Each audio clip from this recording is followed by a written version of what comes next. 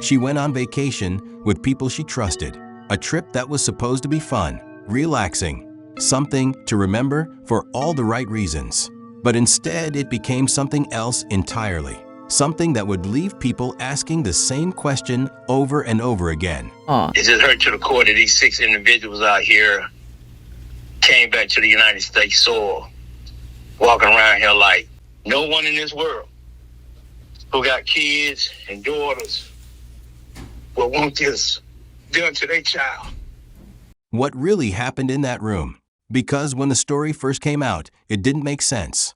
A young woman travels with friends, and just days later, she's gone. At first, the explanation sounded simple, too simple. But then, a video surfaced, and everything changed. This is the story of Shanquella Robinson, and the questions that still haven't gone away. Welcome to True Crime Journals. If you're into real stories like this, cases that make you think, question, and look deeper, make sure you subscribe so you don't miss the next one. And before we get into it, let me know in the comments, where are you watching from? Now, let's go back to the beginning. Shanquella Robinson was 25 years old. She was described by people who knew her as someone full of life, ambitious, someone who had plans, goals, and a personality that stood out. She wasn't someone who kept to herself. She was social, outgoing, the kind of person who enjoyed being around others. Which is why, when the opportunity came to travel with a group of people she knew, it didn't seem unusual. It felt normal, a vacation, a getaway, a chance to relax. The destination was Cabo San Lucas, Mexico, a place known for its beaches, luxury villas, and vacation lifestyle. For many people, it's the kind of place you go to escape routine, to enjoy yourself, to make memories. Shanquella traveled with a group, people who, at the time, were described as her friends, people she trusted enough to leave the country with. At first, everything appeared normal. Photos were shared, messages were exchanged. From the outside, it looked like a typical trip. But something changed, and it didn't take long. According to reports, not long after arriving, things began to feel different. Not necessarily obvious at first, but enough that, looking back, people began to question the timeline. Because within a very short period of time, everything shifted. The story that would later be told by the people she traveled with was that she became sick, that something happened medically, that there was no violence involved. And at first, that's what people believed, because that's what they were told. But then something surfaced, something that didn't match that explanation at all. A video. The footage quickly spread online, and what it showed was deeply disturbing. In the video, Shanquella is seen inside a room, and she's not alone. Another person is there. And what follows is not an argument, not a misunderstanding, but something much more serious. She is physically attacked. And what made the situation even more unsettling wasn't just what was happening, but what wasn't happening. There were other people present. Voices could be heard, but no one stepped in. No one stopped it. And that detail, more than anything else, sparked outrage.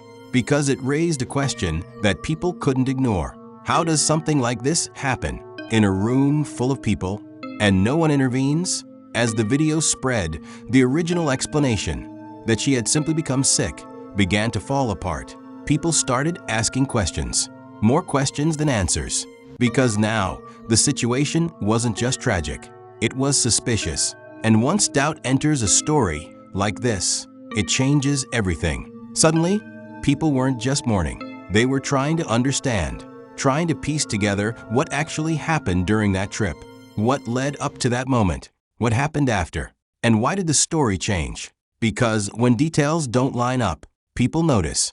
And in this case, the inconsistencies were too big to ignore. The trip that started as a vacation was now at the center of a growing investigation. And the more people looked into it, the more complicated it became.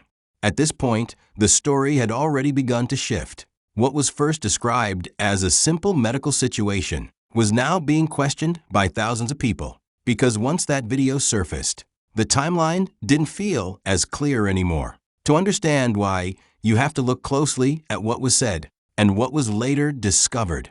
According to the people who traveled with Shanquella Robinson, everything happened quickly. They claimed that she became unwell, that her condition worsened, and that medical help was involved.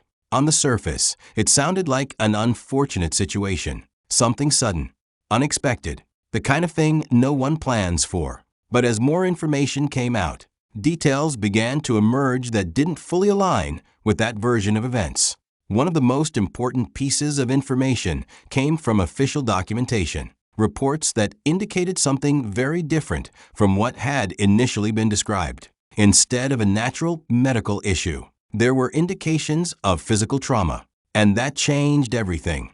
Because now, the situation wasn't just tragic, it was potentially criminal. People began asking more direct questions. What exactly happened in that room? What led up to the moment captured in that video? And what happened after the recording stopped? Because a short clip can only show so much. It doesn't show what happened before. It doesn't show what decisions were made afterward.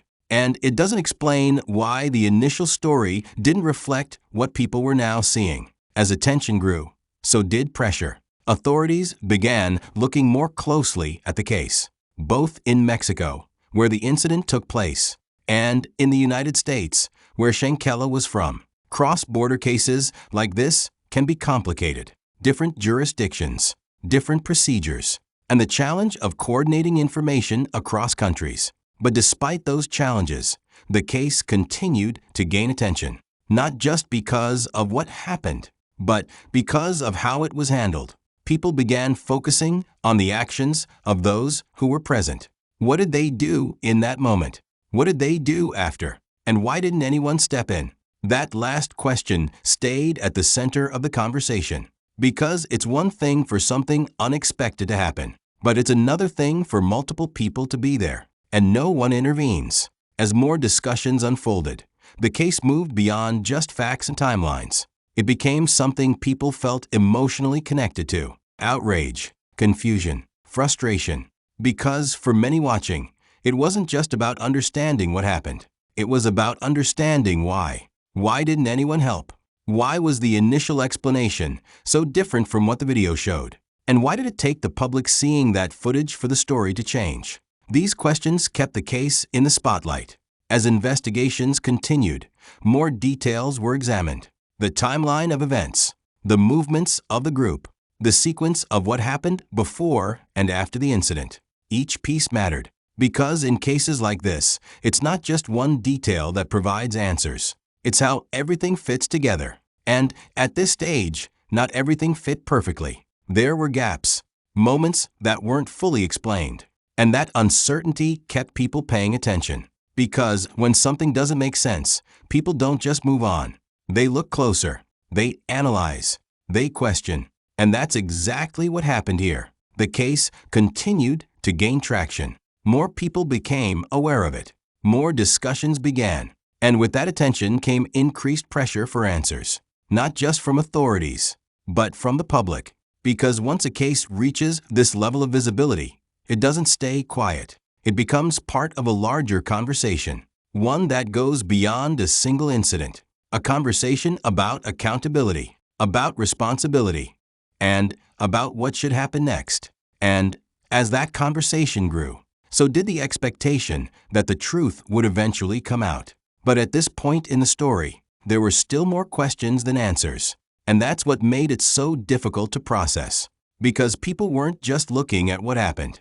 They were trying to understand everything surrounding it. The decisions, the reactions, the silence, all of it. And until those pieces came together, the story remained incomplete. At this stage, the case had moved far beyond a private incident. It had become a public story, one that people were following closely, not just because of what happened, but because of what still didn't make sense.